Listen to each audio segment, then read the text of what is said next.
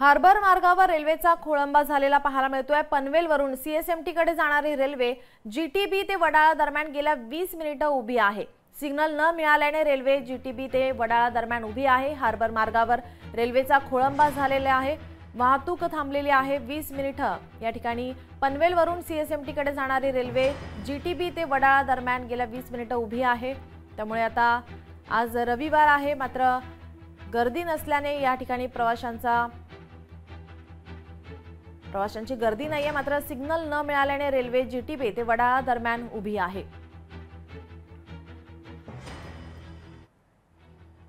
आपले प्रतिनिधी विकास मिरगणे आपल्यासोबत फोन लाईन वरून जोडलेत। विकास, काय अधिकची माहिती?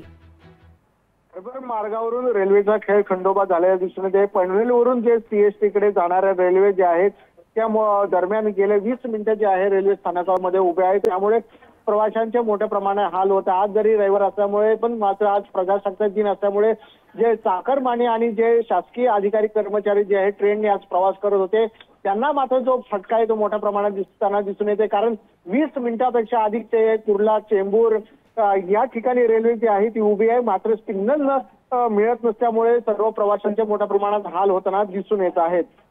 जी विकास, याचे अपडेट आम्ही तुमच्याकडून घेतच राहू। तुर्तास धन्यवाद आपण दिलेल्या माहितीसाठी।